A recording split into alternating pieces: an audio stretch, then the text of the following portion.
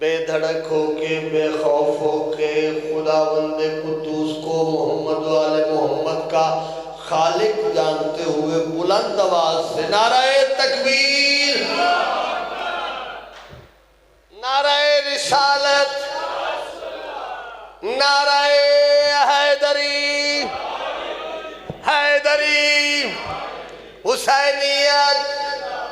حسینیت، یزیدیت، بر محمد و آل محمد بلند تر صلوات۔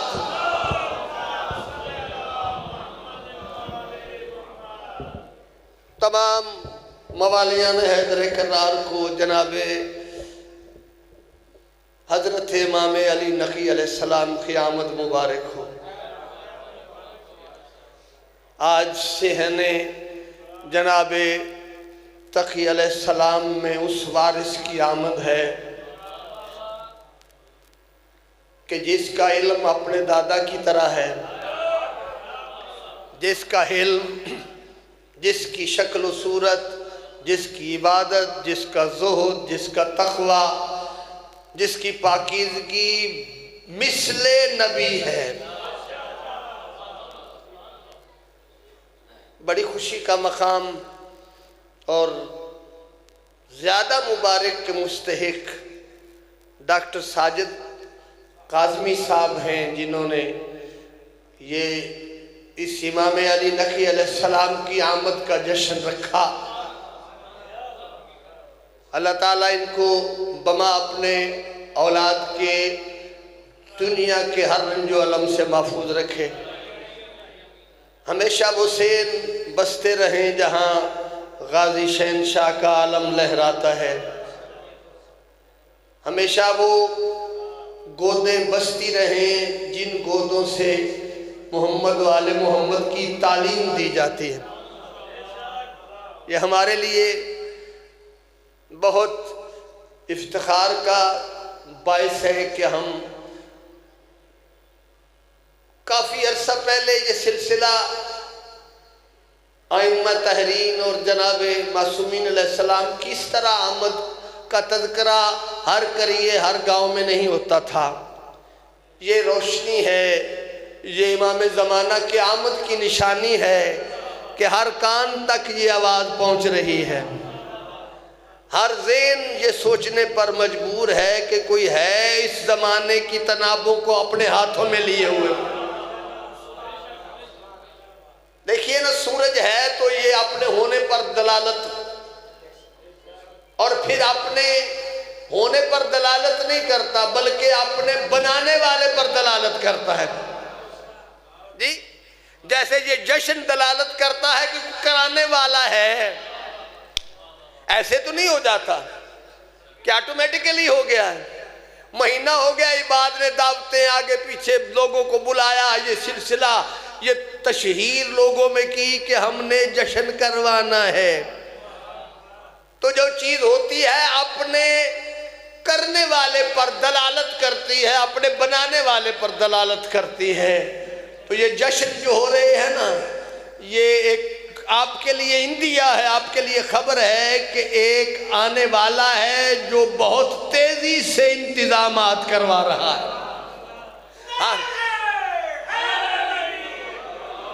آپ کا ذہن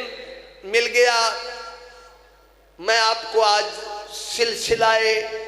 امامت کا تعارف کروانا چاہتا ہوں کہ امامت شریعت اسلامیہ میں کتنا وجود رکھتی ہے۔ ایک دفعہ مل کے نعرہ حیدری، اعوذ باللہ من الشیطان الرجیم،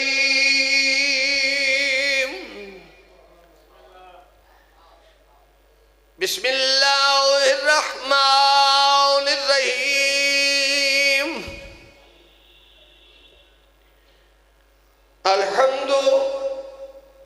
للہ رب السماوات والارضین،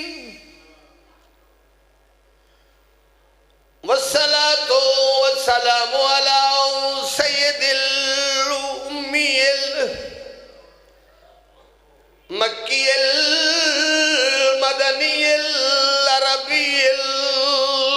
الرشید الابتہی تحمی سیدنا و مولانا و حبیب طبیب قلوبنا و شفیع ذنوبنا ابی القاسم محمد وعلى آلہ الطیبین الطاہرین المعصومین الذین اذهب الله عنهم الرجس وطهرهم تطہیرا صلوات ہو محمد و آل محمد اما بعد وقد قال الله سبحانه وتعالى بمحكم كتابه المجيد بسم الله الرحمن الرحيم وكل شيء أحصيناه في إمام مبين صلوات پڑھے محمد و آل محمد بحمد اللہ ہم سب مسلمان ہیں اللہ کا لاکھ احسان کہ اس نے ہمیں مسلمان گھروں میں پیدا کیا اور پھر اس کا کروڑ بار کروڑ ہا مرتبہ ہمارے اوپر احسان کہ اس نے ہمیں ولائے محمد و آل محمد عطا کی جو پیسوں سے نہیں ملتی جو سونے اور چاندی سے نہیں ملتی توجہ ہے زر و دینار سے نہیں ملتی ہارون رشید نے زبیدہ سے کہا تھا نا کہ تو وہ ایک ہار لے کے آ گئی تھی توجہ ہے یاد ہے نا آپ کو تو ایک ہار دے کر جنت لے آئی تھی یہ مجھ سے پوری آدھی سلطنت مانگتا ہے ہائے ہائے یہ دولت اور چاندی سے یہ جنت یہ محبت اہل بیت نہیں ملتی یہ اس کا خاص کرم ہو اور بطول کی دعا ہو جنہوں نے یوم الست یہ عہد کیا تھا نا اللہ کے دربار میں کہ ہم سیدہ کے حق میں ہاتھ بلند کریں گے یہ پتہ ہے اللہ نے یوم الست سب سے ان نبیوں سے بھی عہد لیے ان اماموں سے بھی عہد لیے فقراء زہداء یہ جتنے بھی مفسرین متقدمین ان سب سے عہد لیا پوری نسل پوری انسانی نسل جتنی پیدا ہونی ہے نا ان سے اللہ نے عہد لیا تھا تو اس دن جنہوں نے یہ عہد کیا تھا نا کہ ہم سیدہ کے حق کے لیے آواز بلند کریں گے وہ کہیں بھی بستا ہو اس کے دل میں یہ شمع روشن ہو جاتی ہے چاہے وہ دیوبندیوں کے گھر میں بستا ہو جس نے یوم الست یہ عہد کیا تھا اس کے دل میں یہ شمع روشن ہو جاتی ہے اور اس کی میں واضح مثال اس مولا علی علیہ السلام کے اس قول سے دیتا ہوں کہ سرکار علی علیہ السلام سے مالک اشتر نے ایک جنگ میں کہا سرکار آج آپ نے کتنے مارے ہیں توجہ ہے تو سرکار مولا متقیان علی ابن ابی طالب نے تعداد بتائی جب تعداد بتائی نا تو پھر بعد میں جناب مالک اشتر نے کہا سرکار اگر گستاخی نہ ہو تو سرکار آج مارے تو میں نے بھی اتنے ہیں تو مولا امیر المومنین علیہ السلام نے اسے مخاطب کر کے کہا مالک اشتر خبردار اپنی ضرب اور میری ضرب میں فرق رکھا کر تیری تلوار جب چلتی ہے تو اس میں تمیز نہیں ہوتی جو آیا اسے قتل کر دیا عمار اپنا مالک میری بات سن میری تلوار اتنی تمیز کرتی ہے جس کی 7 پشتوں میں بھی جس کی 7ویں پشت میں بھی کوئی میرا محب آنے والا ہو میری تلوار اس کی گردن کو نہیں کاٹتی اگر میرے مولا کی تلوار اتنی تمیز کرتی ہے تو میرے مولا کی اپنی عزت کا کیا مقام ہوگا جی جو اللہ کو مان لے، محمد مصطفیٰ صلی اللہ علیہ وآلہ وسلم کو مان لے، وہ مسلمان ہے۔ آخرت پر یقین رکھتا ہو وہ مسلمان ہے۔ قرآن اور دوسری کتابوں کا یقین رکھتا ہو، انہیں تسلیم کرتا ہو، اسے مسلمان کہتے ہیں۔ زبان سے اقرار کا اقرار باللسان، جو زبان سے اقرار کر لے وہ مسلم ہے۔ مومن، مجھے اس منبر حسین کی قسم، 30 سپاروں میں جتنی آیات الہیہ 6666 ہیں،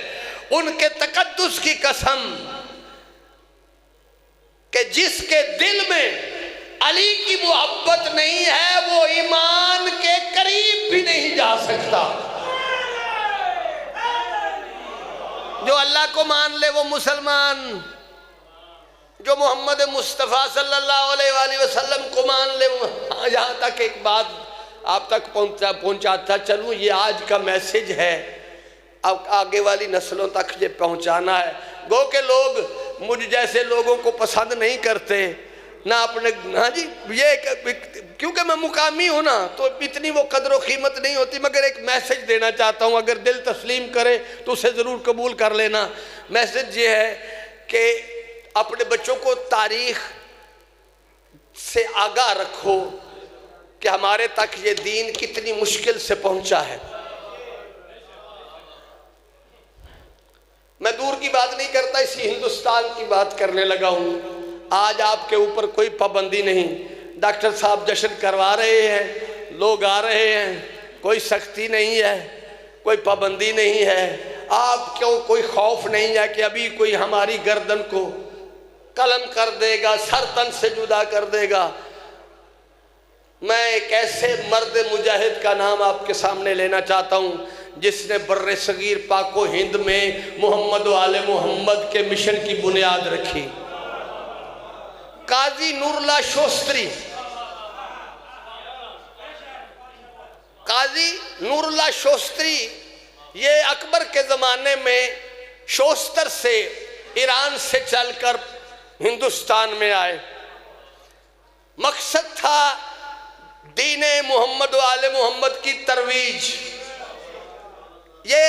عام مجلسوں سے ہٹ کر ایک انداز ہے جو آپ تک پہنچانا چاہتا ہوں۔ لوگ اس سے آگاہی نہیں دیتے کہ ہم تک یہ دین کتنی مشکل سے پہنچا ہے اور ان لوگوں کی کیا قربانیاں ہیں۔ لوگ کہتے ہیں نا کہ فلاں ذریعے سے پہنچا، فلاں ذریعے سے پہنچا، نہیں، محمد و آل محمد کے سچے دین کی قسم، اس قاری نور اللہ شوستری یہ مرشی سید تھے، چوتھے امام جناب حضرت علی زین العابدین کے بیٹے جناب زید کی اولاد سے تھے۔ توجہ ہے نا جناب کی؟ اور یہ نسل در نسل علم ان میں چلا آ رہا تھا۔ یہ بھی اپنے وقت کے مجتہد تھے، ان کے والد بھی اپنے وقت کے مجتہد، اور ان کے دادا بھی اپنے وقت کے مجتہد۔ 12 سال کی عمر میں ان کا، شاہ جی میرے التحان کرے نظر اللہ نے آدھے حسین، اے تاریخ ضروری دے، اے آج علم لا لینے سوکھے، آج ماتم داریاں کرا لینیاں سوکھیاں۔ توجہ ہے نا جی؟ آج ایک دن اگر گورنمنٹ کوئی اڈا ڈائے نا تو کتنی تکلیف ہوندی، تو میں عہدہ تذکرہ کرن لگا جنہیں جان قربان کر دی تھی محمد و آل محمد تو یہ عام نہیں۔ قاری نور اللہ شوستری شہید ثالث ہیں، تاریخ میں نا ان کا نام شہید ثالث کے طور پر ہے، اور آج ان کا دربار جو ہے نا انڈیا میں، وہ آج کل زیارت گاہ ہر خاص و عام ہے، اور لوگ اس کو جا کر اس کی خدمات کا سلام پیش کرتے ہیں کہ تو نے جو محمد و آل محمد کے دین کی ترویج کی ہے کمال کر دیا ہے۔ قاری نور اللہ شوستری اکبر، جلال الدین اکبر کے زمانے میں چل کے انڈیا آئے اور دین کی تبلیغ شروع کی۔ وہاں پر ایک بہت بڑے علامہ گیلانی صاحب تھے اس زمانے کے، ان کی دعوت پر آئے۔ جب ان کے ساتھ ان کا مناظرہ مجادلہ ہوا تو انہوں نے ان کا تعارف اکبر بادشاہ سے کروایا اکبر نے جب ان کے علمی دلائل دیکھے تو اتنا مرعوب ہوا کہ انہوں نے پورے ہندوستان کا انہیں قاضی القضاء بنا دیا جی، وہ پورے ہندوستان کے قاضی بن گئے۔ اور جب ان کے اوپر وہ زمانہ آیا انہوں نے پھر ایک شرط رکھی کہ میں فیصلے جو ہیں 4 فقہوں کو سامنے رکھ کر نہیں کروں گا، نہ فقہ حنبلی، نہ فقہ شافعی، نہ فقہ مالکی، توجہ ہے سب کی۔ اگر گھبرا گئے ہیں تو میں دوسری طرف چلا جائے، یہ ضروری ہے نا، آپ کو تو چلو پتہ ہے، شاہ صاحب کو بھی پتہ ہے، ان بچوں کو بھی پتہ ہے، یہ جو نئی آنے والی نسل ہے ان تک یہ بات پہنچانی ہے نا۔ اکبر کے زمانے میں پورے ہندوستان کی قضاوت کا ذمہ قاری نور اللہ شوستری صاحب کے پاس تھا، اور انہوں نے ایک کتاب لکھی اپنے زمانے میں جو آج بھی ہر ایک کی نظروں کا تارا ہے، جسے احقاق الحق کہتے ہیں۔ بڑی محنت کے بعد محمد و آل محمد کے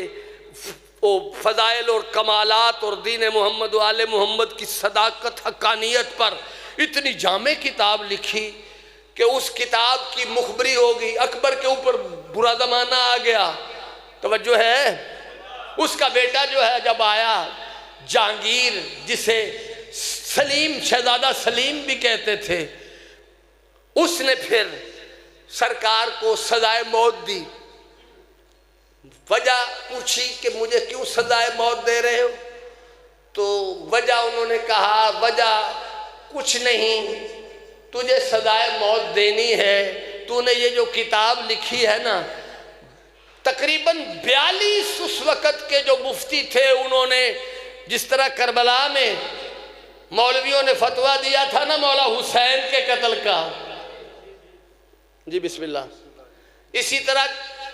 یہ انڈیا کے جو جتنے بھی اس وقت کے درباری ملان تھے نا، انہوں نے قاری نور اللہ شوستری کے قتل کا فتویٰ 60 مولویوں نے فتویٰ دیا کہ شیعہ ایسے ہوتے ہیں، شیعہ ایسے ہوتے ہیں، انہیں قتل کر دینا چاہیے۔ ان کی سزا کیا ٹھہری کہ ان کی زبان گدی سے کھینچ لی جائے،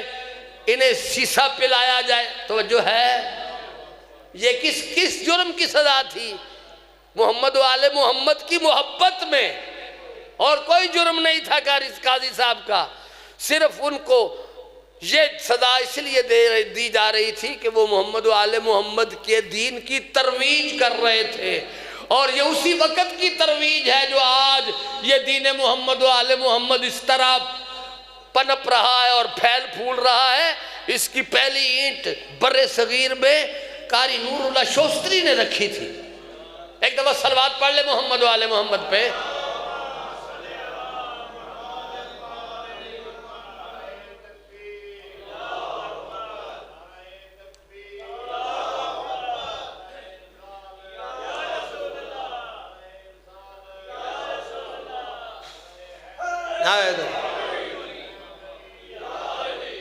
کل شیء احصیناہ فی امام مبین،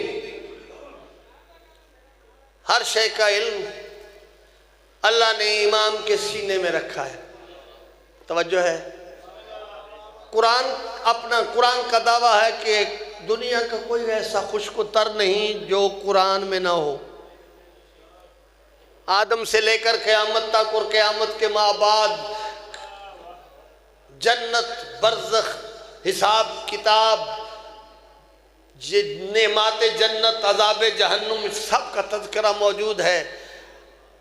ما قبل انبیاء کے فضائل و کمالات کا تذکرہ موجود ہے، غرق ہو جانے والی قوموں کا تذکرہ موجود ہے، اور جتنے بھی خشک و تر ہیں اس زمین کے، اس آسمانوں کے، اس کا تذکرہ قرآن مجید میں موجود ہے۔ تو جتنا اس میں وسعت ہے قرآن مجید میں، اللہ پھر کہتا ہے جتنی وسعت میری کتاب میں ہے اس سے زیادہ وسعت امام کے سینے میں موجود ہے۔ جی، منصب امامت منصب امامت یہ اختیاری نہیں ہے، توجہ رکھنا، منصب امامت یہ نہیں کہ نمبردار صاحب یہ اپنا یعنی ارادہ کریں کہ میں اب امام بننا چاہتا ہوں، لہذا 2 4 10 پنڈ مل کر مجھے میرے ساتھ رائے ملائیں اور مجھے اس علاقے کا امام بنا دیں۔ توجہ ہے، جس امام کا قرآن میں تذکرہ ہے نا وہ بندوں کے ووٹوں سے نہیں بنتا، جی جس امام کا تذکرہ قرآن میں موجود ہے وہ ووٹوں سے نہیں بنتا، جس طرح نبی ووٹوں سے نہیں بنتے اسی طرح خلیفۃ الرسول بھی ووٹوں سے نہیں بنتے۔ توجہ ہے، اگر تو نبی بنتے ہیں ووٹوں سے،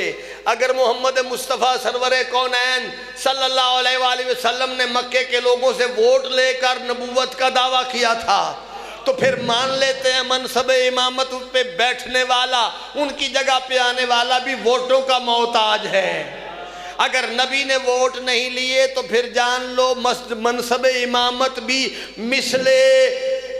منصب نبوت ہے۔ اور نبی کا کام کیا ہے، نبی کی غایت کیا ہے، نبی کی ضرورت کیا ہے؟ هو الذی بعث فی الامیین رسولا منہم یتلو علیہم آیاتہ ویزکیہم ویعلمہم الکتاب والحکمہ وان کانوا من قبل لفی ضلال مبین۔ اللہ کہتا ہے کہ نبی روٹیاں کھانے کے لیے نہیں آتا، نبی تمہارے کپڑے جو ہیں وہ بنانے کے لیے نہیں آتے، نبیوں کے آنے کا منصب کیا ہے، مقصد کیا ہے؟ وہ اللہ کی آیتیں پڑھ پڑھ کر سناتے ہیں، لوگوں کو قرآن و حکمت کی تعلیم دیتے ہیں اور لوگوں کا تزکیہ نفس کرتے ہیں۔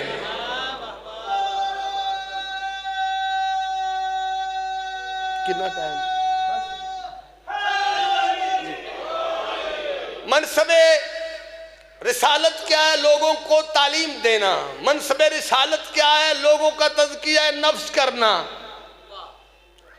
حکومت کرنے کے لیے نبی نہیں آتے۔ لست علیہم بمسیطر، کیوں ڈاکٹر صاحب؟ اللہ نے قرآن میں اعلان کر دیا لست علیہم بمسیطر، میرا نبی میں نے تجھے ڈکٹیٹر بنا کر نہیں بھیجا، وہ ڈنڈا لے کے مگر ہو جا نماز پڑھو لا لا لا شاباش شاباش نا، اقیم الصلاۃ، تو کہہ دے اقیم الصلاۃ، یہی ہے نا، اقیم الصلاۃ، تیرا کام ہے صرف پہنچانا، عمل کرنا ان کی ذمہ داری ہے، تیرا کام ہے بتانا حرام اور حلال۔ اب تمیز اور حلال حرام میں کرنی ہے تو انہوں نے جن پر شریعت لاگو ہو چکی ہے، تو انہیں بتانا ہے شراب حرام ہے، اور اس کے باوجود اگر کوئی شراب پیتا ہے، توجہ رکھنا، تو پھر مجرم ہے، وہ جانے میں جانوں، یوم حشر جانے، تو بتا دے حلال کیا ہے حرام کیا ہے، تو بتا دے شریعت کے دائرے میں آنا ہے تو داڑھی رکھنی پڑے گی، توجہ ہے، میں کسے دوجے دی گال نہیں کرتا، فقہ جعفری والے دی گال کرنا، منو کسے نال کیڑی غرض ہے؟ جڑے علی ولی اللہ پڑھن والے ہو، قسم رب محمد دی داڑھی تواڈے چ فرض ہے، باقی پاسے چیزاں تو ایک پاسے رہ گیا، پہلے چہرے تے اسلام لایا وہ، پھر آکھیو میرے مولا علی میرے مولا نے، حسن میرے مولا نے، حسین میرے مولا نے، توجہ رکھنا،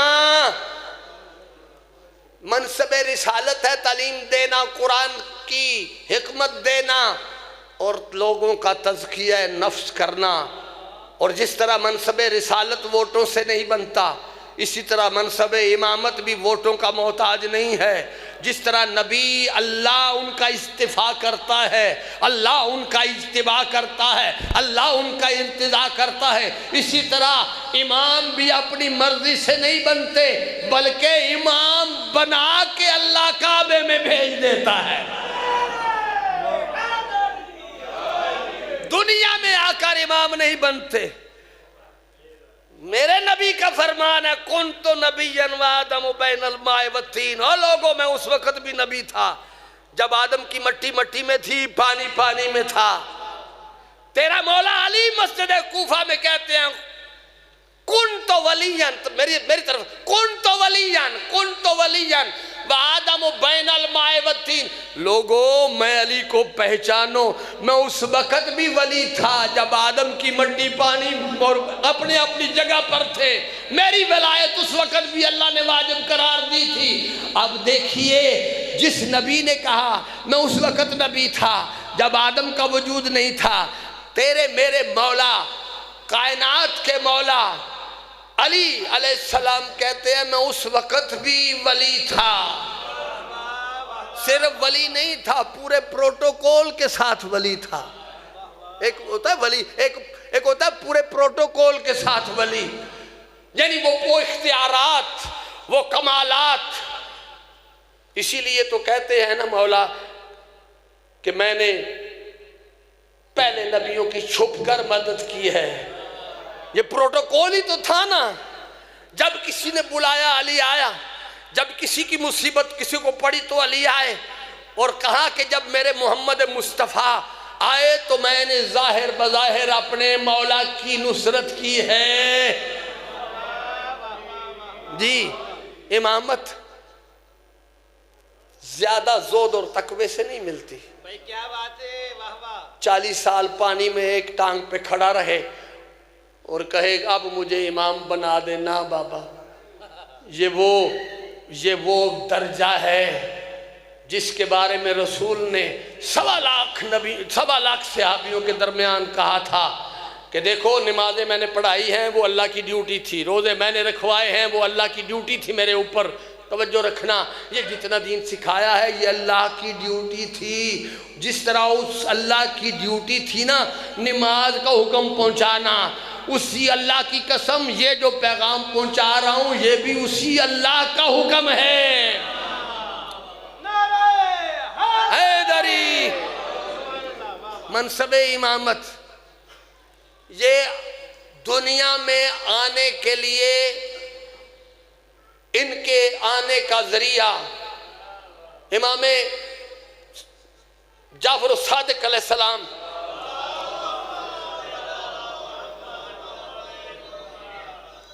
فرماتے ہیں کہ خبردار ہماری تخلیق اور اپنی تخلیق کو آپس میں ملایا نہ کرو۔ ہاں تیرا 6واں امام جس فقہ پہ عمل کرتے ہو نا وہ امام فرما رہا ہے ہم ائمہ کی خلقت اور اپنی خلقت کو ملایا نہ کرو، کہ جب ہم نے دنیا میں آنا ہوتا ہے نا توجہ ہے، ہماری تمہاری جو روحیں ہیں نا جس مادے سے بنی ہے تمہاری روحیں، اس مادے سے اللہ نے ہمارے جسموں کو خلق کیا ہے۔ ملک ہاں، اور روح کی حقیقت کیا ہے؟ وَمَا أُوتِيتُم مِّنَ الْعِلْمِ إِلَّا قَلِيلًا، تم پی ایچ ڈی کر جو جتنی ڈگریاں چاہے حاصل کر لو، آج راکٹ مریخ پر پہنچ چکے ہیں، بہت زیادہ ترقی ہو چکی ہے، مگر قسم خدا بزرگوں بر تک کی ابھی تک کسی کی جرت نہیں ہوئی کہ روح کے بارے میں جان سکے، نہ روح کے بارے میں نہیں جان سکتے اس لیے کہ اللہ نے کہہ دیا ہے وَمَا أُوتِيتُم مِّنَ الْعِلْمِ إِلَّا قَلِيلًا، تم نہیں جان سکتے، تمہارا علم بہت تھوڑا ہے۔ اور اگر روح کے بارے میں نہیں جان سکتے،